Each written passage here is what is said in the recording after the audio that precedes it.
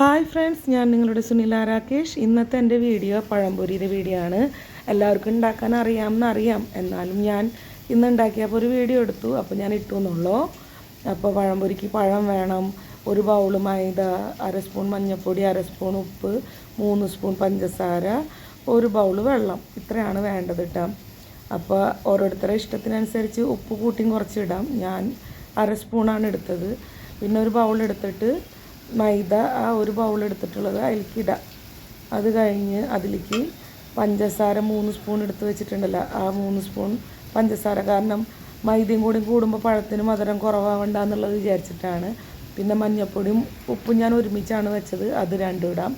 അത് കഴിഞ്ഞ് നമ്മൾ എന്താ ചെയ്യേണ്ടതെന്ന് വെച്ചാൽ ഒരു സ്പൂൺ എടുത്ത് ഈ പൊടി നല്ല പോലെ ഒന്ന് മിക്സ് ചെയ്ത് കൊടുക്കാം. മഞ്ഞൾപ്പൊടി എന്തിനാണ് ഇടുന്നത് വെച്ചാൽ പഴംപൊരിക്കൊരു നല്ലൊരു കളറ് കിട്ടാൻ വേണ്ടിയിട്ട്. കാരണം മൈദയുടെ കളറ് അതിൽ നിന്നൊരു വ്യത്യസ്ത കളറായിട്ട് ആവാൻ വേണ്ടിയിട്ടാണ് മഞ്ഞൾപ്പൊടി നമ്മളിടുന്നത്. അതിന് ശേഷം എടുത്ത് വെച്ചിട്ടുള്ള ആ ചെറിയ ബൗൾ വെള്ളം ഇതിലേക്ക് ചേർത്ത് കൊടുക്കുക. നല്ല പോലെ ഇളക്കി മിശ്രിതം ഇതുപോലത്തെ ഒരു പരിവാകുമ്പോൾ നമ്മൾ അതിനെ ഒന്ന് മാറ്റി വയ്ക്കണം. ഒരു 10-20 മിനിറ്റ് മാറ്റി വെച്ചാൽ നല്ലതാണ്. ചിലർ അതിൽ ഇഡ്ഡലിയുടെ മാവ് വല്ലതൊക്കെ ഉണ്ടെങ്കിൽ കൂട്ടും, പക്ഷേ ഞാനതൊന്നും ചേർത്തില്ല. ഞാനൊരു 4 പഴമാണ് എടുത്തത് കേട്ടോ. അതിൻ്റെ എന്താ പറയുക, നമ്മൾ പറയാം മുൻഭാഗം പിൻഭാഗം മുറിച്ച് കളഞ്ഞിട്ട് കടയിൽ തലെന്ന് പറയാം, മുറിച്ചെടുത്ത് അത് നല്ല രീതിയിൽ തൊലിയൊക്കെ കളഞ്ഞ് ഫ്രഷാക്കി എടുത്ത് കഴിഞ്ഞിട്ടുണ്ടെങ്കിൽ അതിനെ സ്ലൈസായിട്ട് മുറിക്കാട്ടാം. വലിയ പഴമാണെങ്കിൽ നടു മുറിച്ചിട്ടായാലും നമുക്ക് സ്ലൈസാക്കാം. ഇത് അത്ര വലിയ പഴമല്ലായിരുന്നു, അപ്പോൾ ഞാനതെന്താ ചെയ്തത് 3 സ്ലൈസാക്കി മുറിക്കുകയാണ് ചെയ്തിട്ടാം. ഒരു പഴത്തിന് 3 സ്ലൈസാക്കി. അങ്ങനെ ഉണ്ടായിരുന്ന ബാക്കി 4 പഴം അതുപോലെ സ്ലൈസാക്കി മുറിച്ചെടുത്തു.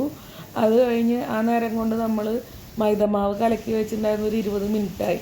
അപ്പോൾ ആ മാവും പഴവും നമ്മളെടുത്ത് പിന്നെ എണ്ണ ചീഞ്ചട്ടി അടുപ്പത്ത് വെച്ച് ചൂടാക്കാമെന്ന് വിചാരിച്ചു. അപ്പോൾ ഞാൻ എന്താ ചെയ്തത്, പഴം പൊരിക്ക് ഉണ്ടാക്കാൻ വേണ്ടിയിട്ട് അതിന് മുന്നേ പഴം ഒന്ന് ഡ്രോപ്പ് ചെയ്ത് കൊടുത്തു. അപ്പോൾ എണ്ണ വയ്ക്കുമ്പോൾ എന്താ ചെയ്യുന്നത് വെച്ചാൽ എണ്ണ ചൂടായോ എന്ന് നന്നായി അറിയാൻ വേണ്ടി നമ്മൾ എന്താ ചെയ്യുക, എല്ലാവർക്കും അറിയുന്നത് തന്നെ. എന്നാലും ആ മാവ് ഒന്ന് ഒഴിച്ചു കൊടുത്തിട്ടുണ്ടെങ്കിൽ അപ്പം തന്നെ അത് ചീഞ്ചട്ടിയിൽ നിന്ന് വിട്ട് കിട്ടിയാൽ മനസ്സിലാവാം എണ്ണ പാകത്തിന് ചൂടായിരുന്നു.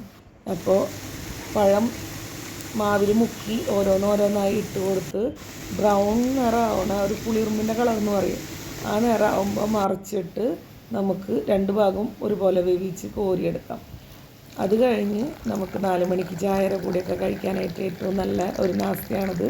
നമ്മുടെ കേരളത്തിൻ്റെ മെയിനാണ്. ഉഴുന്നുവട, പരിപ്പ് വടയൊക്കെ എന്താ പറയുക, ഭേദങ്ങൾ ഇവിടെ ഗുജറാത്തിലും അതുപോലെ നോർത്ത് ഇന്ത്യയിലും പല സ്ഥലങ്ങളിലും ഉണ്ട്. പക്ഷേ പഴംപൊരി നമ്മുടെ കേരളത്തിൽ മാത്രമേ ഉള്ളൂ. ഈ വീഡിയോ ഇഷ്ടപ്പെട്ടെങ്കിൽ ലൈക്ക് ചെയ്യുക, കമൻറ്റ് ചെയ്യുക.